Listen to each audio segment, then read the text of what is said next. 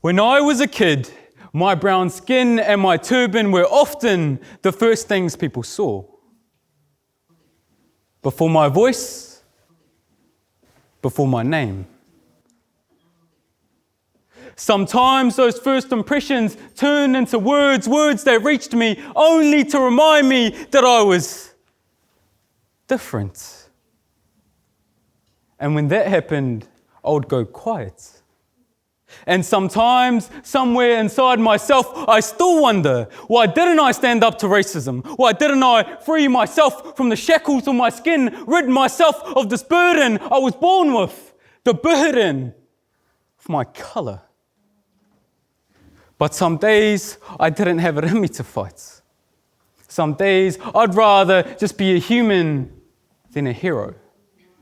So as a kid, I learned to turn these closed hands into promises, swallow these fists of anger back into the silence from which they were born, and from that silence, I chose to use love as my weapon.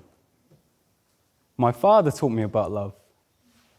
He came to New Zealand carrying in a suitcase a history, a culture, and a desire for a better life. When he arrived, he met stares, silence, and even words that tried to make him smaller. But he never let them. And when I'll tell my father at school, hands reach out in disrespectful curiosity to touch my turban, he would remind me, son, they can put a hand on your history, but they can never touch your soul. So I stand here the same way he did, 26 years ago, unmoved, unfazed, unbroken, wearing proudly both my past and my pride. My father, he speaks in the language of resilience, tongue heavy with sacrifice, yet light enough to carry the weight of me to a future he never had. Through his tired limbs of labour's weight, he stitched wings from worn-out dreams. My dad taught me to fly, taught me to listen. But outside of that love, the world can feel much different, like a courtroom. In a courtroom, two witnesses can watch the same event and tell two different stories.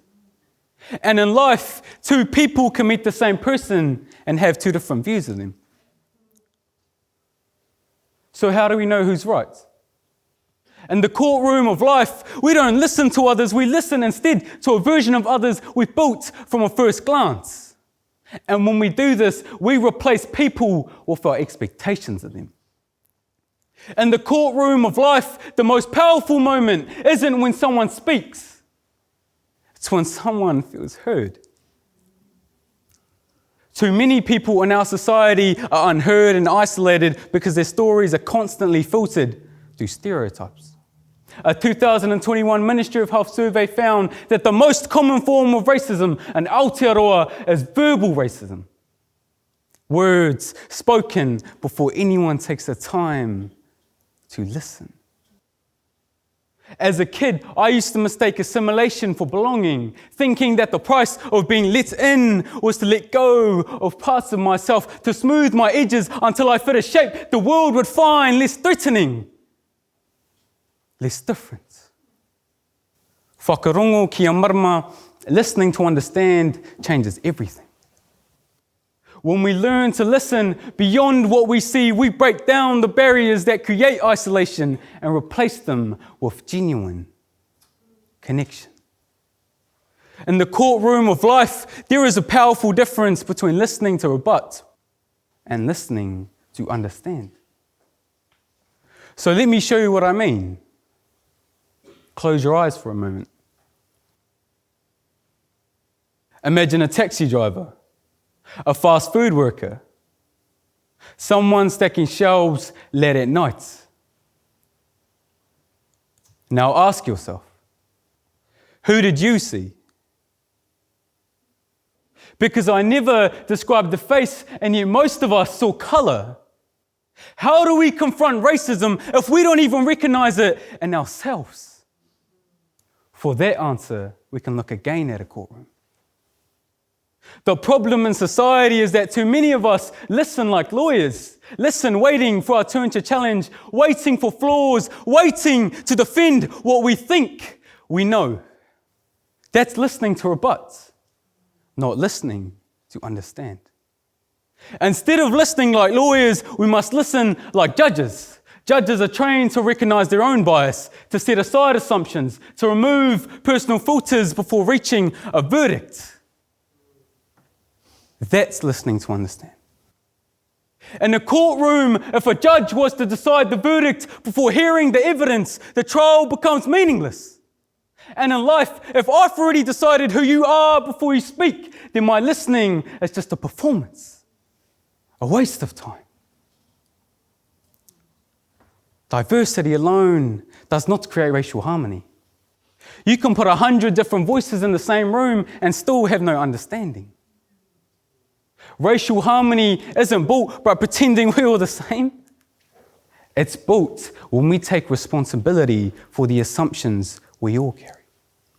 Prejudice survives when stereotypes go unchallenged. Challenging stereotypes means questioning the stories we've been taught. As Martin Luther King Jr. once said, darkness cannot drive out darkness. Only light can do that. Hate cannot drive out hate. Only love can do that. And perhaps one of the simplest ways we bring light to this world is by learning to truly listen.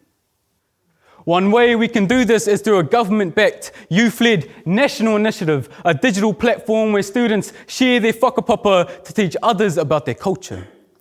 By learning about others, we break down stereotypes and create empathy. In schools, cultural understanding must be active through workshops led by young people, for young people. Importantly, when youth lead the conversation, we don't just create unity. We build a national dialogue that creates racial harmony. Understanding becomes acceptance. Listening alone is not enough. The action that must follow listening is change. If I was to listen to your story and nothing about me changed, then I just listened. I never understood. Listening to understand will always leave evidence behind. Evidence like challenging a stereotype instead of choosing silence. Like saying someone's name or standing up for someone when they're made to feel different. In the courtroom of life, after every voice has been heard, after every story has been told, a verdict must be made. And often the trial reveals less about the person on the stand and more about the integrity of the one listening. Life is no different. Every day in the quiet courtrooms of our own conversations, we form our own verdicts. Sometimes before the first word is even spoken. ਗੱਲ ਸੁਣ ਕੇ ਹੀ ਗੱਲ ਸਮਝ ਆਉਂਦੀ ਹੈ. Only by truly listening can a message truly be understood. When I was a kid, my skin was my burden. Now it's my blessing. I've come to realize the burden we all carry are our biases. We must learn to listen beyond what we see, because in the courtroom of life, every assumption is a verdict. And a verdict, once delivered, is hard to overturn. Whakarongo ki a marama, listening to understand doesn't end with judgment. It begins with responsibility. A shared responsibility to pause before we decide. To listen before we judge. Not to respond. Not to defend.